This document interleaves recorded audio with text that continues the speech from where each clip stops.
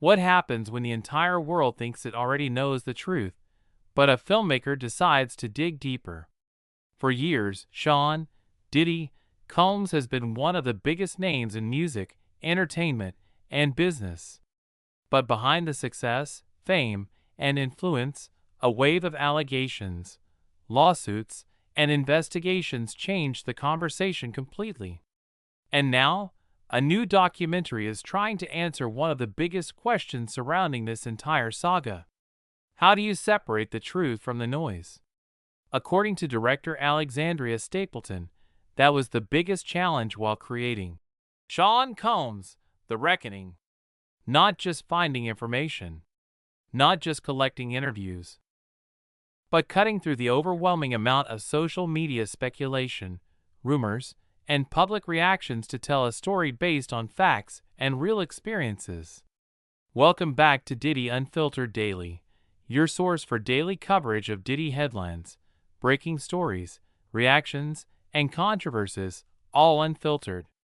Before we get into today's story, let us know your thoughts. When a celebrity controversy explodes online, do you think social media helps reveal the truth, or does it make it harder to find? Drop your opinion in the comments. Now let's dive into the making of one of the most talked about documentaries connected to Sean Diddy Combs. The documentary's director and executive producer Alexandria Stapleton says the mission behind the project started with a very simple instruction from Curtis, 50 Cent, Jackson. Get the truth. That was reportedly the direction 50 Cent gave Stapleton when she began working on Sean Combs, The Reckoning. The four-part Netflix documentary explores the allegations, legal battles, and public controversies surrounding Diddy. But according to Stapleton, telling this story wasn't as simple as putting together headlines. There was a much bigger challenge. Before discussing the allegations, the documentary had to explain the world that created Sean Combs. The rise, the influence, the empire. Because according to the filmmakers, you cannot understand the controversy without understanding how Diddy became one of the most powerful figures in the entertainment industry. The story had to begin with the climb. From his early days in music to becoming a business powerhouse, Combs built a reputation that went far beyond just being a rapper. He became a producer, executive, entrepreneur, and cultural figure. And that level of influence became an important part of the documentary's foundation. But then came the difficult part.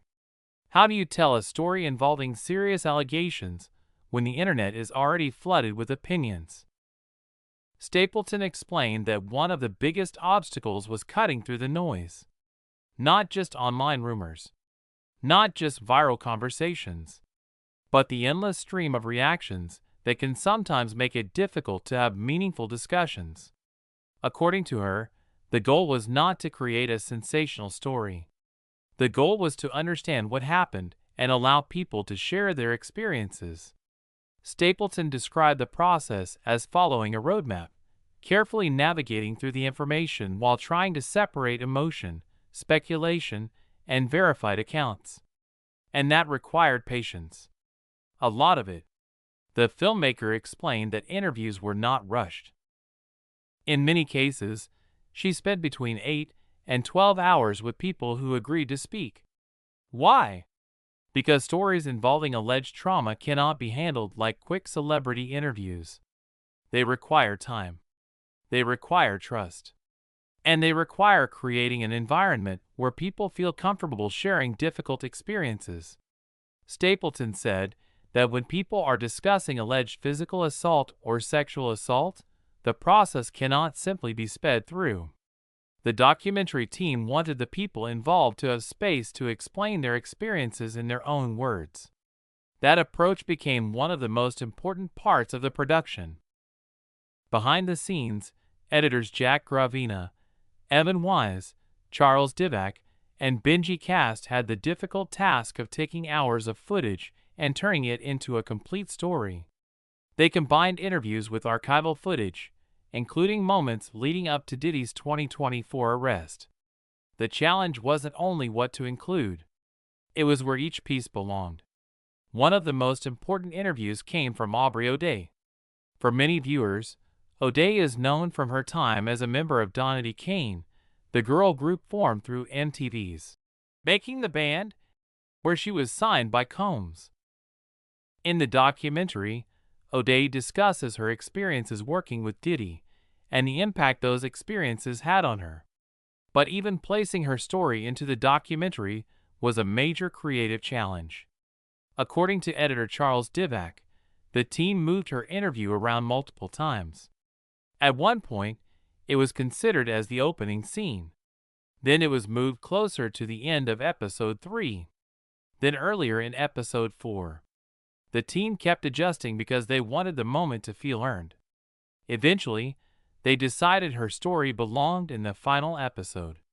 And according to the editors, that placement made the most emotional impact.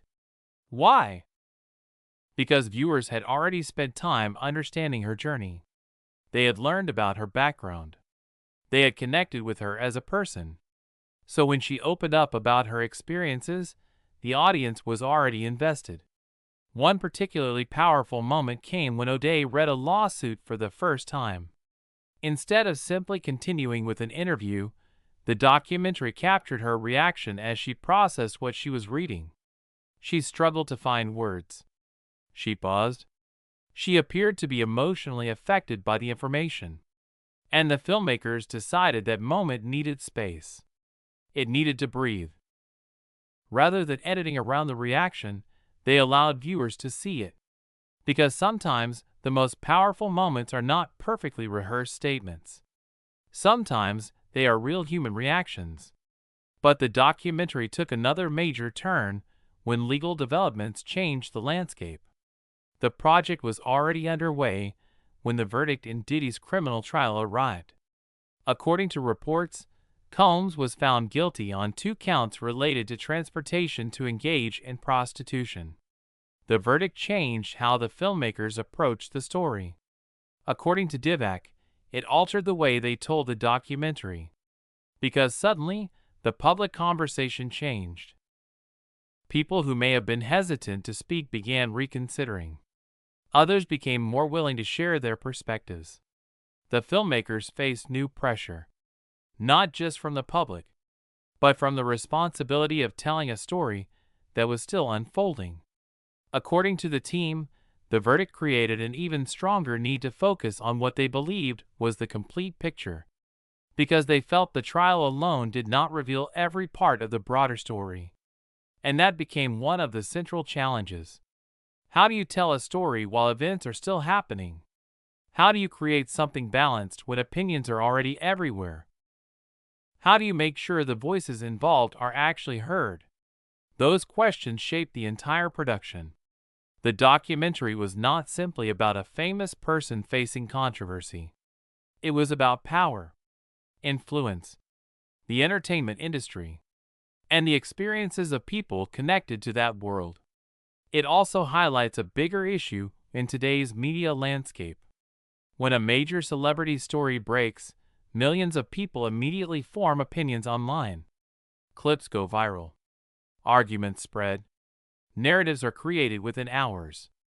But documentaries, like this, attempt to slow everything down.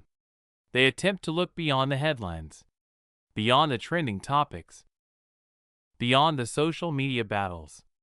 And according to Stapleton, that was always the goal. To find the truth. Not the loudest version. Not the most viral version.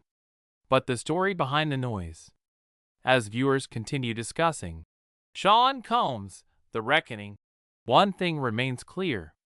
The documentary has become another major chapter in the ongoing conversation surrounding Diddy. And whether people agree with it or not, the production process itself reveals how complicated it is to document a story involving fame, accusations, public opinion, and legal battles. Now we want to hear from you. Do you think documentaries can cut through social media noise and reveal a clearer picture? Or is it impossible to separate truth from public opinion once a story becomes this big? Let us know in the comments. If you enjoyed this breakdown and want daily updates on Diddy news, controversies, reactions, and breaking stories, subscribe to Diddy Unfiltered Daily. Turn on notifications so you never miss an update.